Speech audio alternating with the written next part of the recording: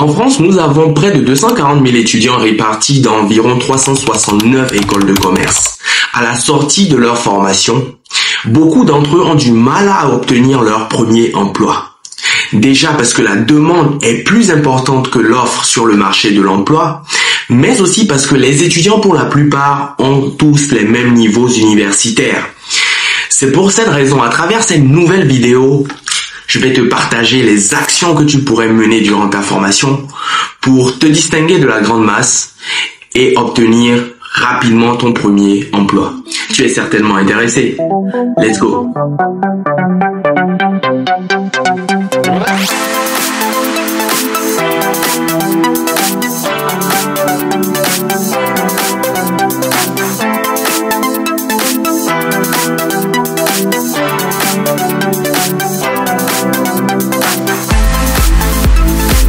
Quelqu'un m'a dit, si tu souhaites réellement réussir, il va falloir poser des actes que personne n'a envie de poser. Il peut s'agir de se lever très tôt le matin. Si tu es obèse et tu souhaites maigrir, c'est de courir tous les matins. Si tu souhaites également avoir un niveau intellectuel assez avancé, c'est de lire beaucoup de bouquins, aller au séminaire, etc., etc.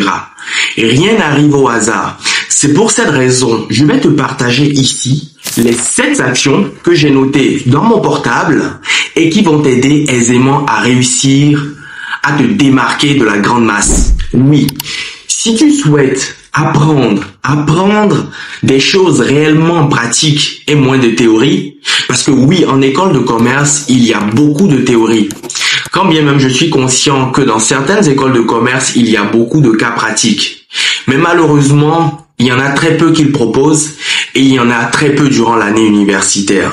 Donc, je te propose de faire nécessairement durant ton premier stage une expérience dans une start-up.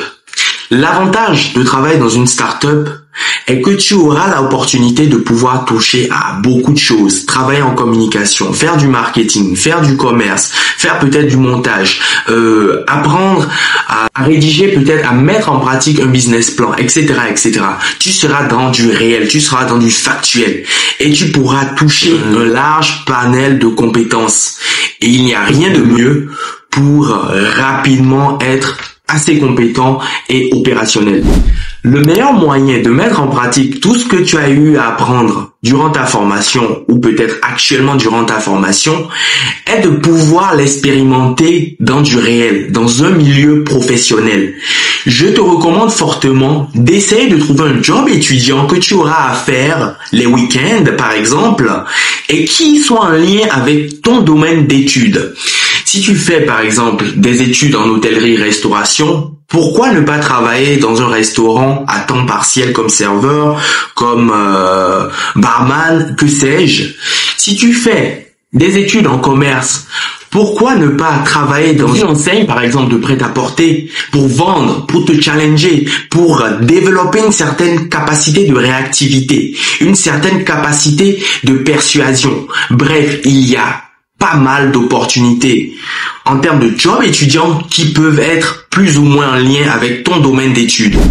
Si tu souhaites développer ton réseau et peut-être en apprendre davantage, il ne sert à rien de rester chez toi.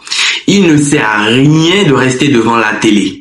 Il ne sert à rien de passer son temps dans des bars ou dans des terrasses. En tant que jeune étudiant qui sera amené à prochainement être diplômé et rentrer dans le marché de l'emploi, tu dois être dans les événements professionnels.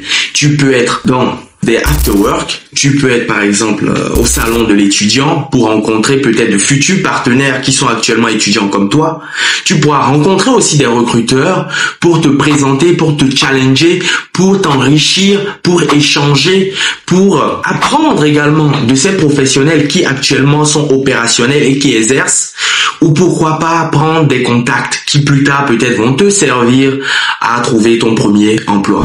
L'autre action que tu devras absolument mener est de trouver un mentor.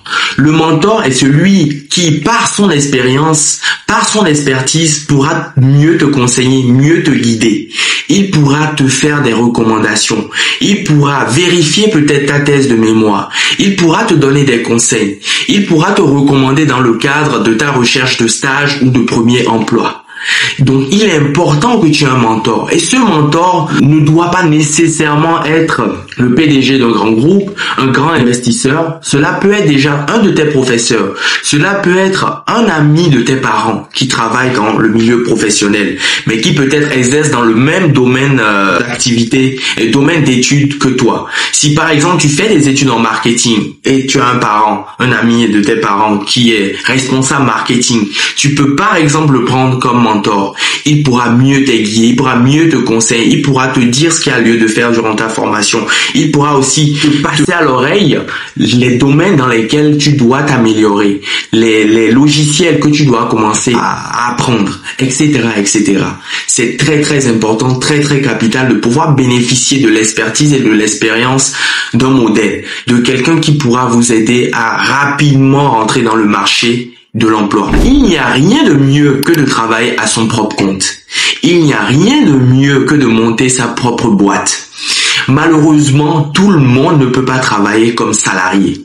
Et peut-être tu as des qualités innées que tu ignores, que tu n'as peut-être pas encore expérimenté, que tu n'as peut-être pas encore mis à contribution du monde. Et monter ton entreprise durant ta formation va te permettre, sans grand risque, de tester tes idées, d'expérimenter ton concept, de voir s'il y a un potentiel marché. Aujourd'hui, en France, il est possible de monter son entreprise en tant qu'auto-entrepreneur. Tu n'as quasiment rien à faire comme formalité. Et je crois que c'est le meilleur moyen de pouvoir entrer aussi dans le monde de l'emploi, de l'entreprise, pouvoir apprendre de différents domaines de compétences comme la comptabilité, comme le commerce, comme la communication, comme le marketing, etc., etc. Et qui sait, peut-être en lançant ton concept sans grand risque, parce que tu es actuellement peut-être financé par tes parents ou tu vis chez tes parents, donc tu as moins de charges, tu n'as pas d'enfants. À quelques étudiants près, à vrai dire. Mais la grande majorité, vous êtes dans l'un des cas que je viens de préciter. Donc c'est le moment de te lancer. Qui sait, peut-être tu seras à la fin de ta formation ton propre patron parce que ton concept aura marché. Ton concept aura cartonné. Et c'est le moment pour ne pas avoir de regrets. Le meilleur moyen de s'enrichir intellectuellement, de développer son expertise, de s'aguerrir professionnellement est de participer à des événements payants. Il n'y a rien de mieux que d'investir sur soi. Et pour avoir des informations qualitatives, il faut investir. Tout ce qui est gratuit n'est pas forcément bon. Toutes les informations gratuites sont des informations basiques. Et peut-être en allant à un séminaire par exemple, ou à une formation à 100 € la journée, va peut-être te permettre, en rencontrant quelqu'un, d'avoir un déclic, d'avoir une idée, d'avoir un éclairage, d'avoir une meilleure vision, peut-être même de pouvoir finalement avoir réponse à des doutes que tu avais. Donc c'est le moment d'investir sur toi et de grandir professionnellement. Aujourd'hui, je sais qu'il y a beaucoup de tentations, il y a beaucoup de distractions et il est difficile de trouver un moment où s'instruire. Un moment où passer au mode sérieux, au mode développement personnel, en mode culture générale.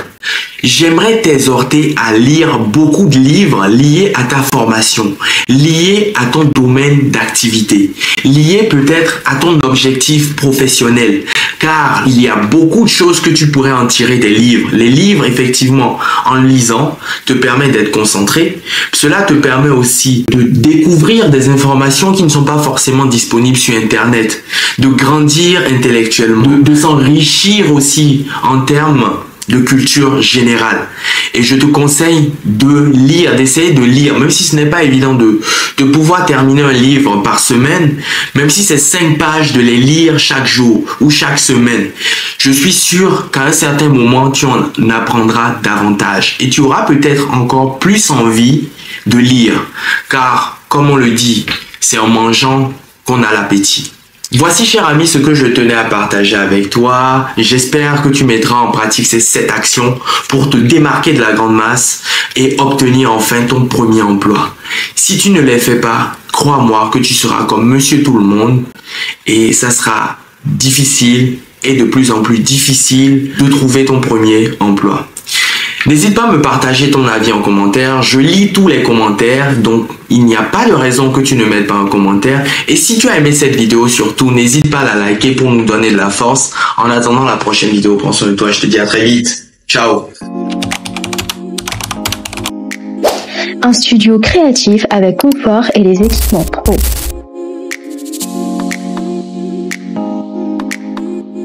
Une sonorisation et acoustique optimisée. Un éclairage haute performance pour un rendu chaleureux et cosy. Des microphones de haute performance pour une expérience inoubliable. Et enfin des caméras Sony 4K à fort pixel. Alors viens sublimer tes interviews et faire la différence. Viens réserver ta session sur notre site.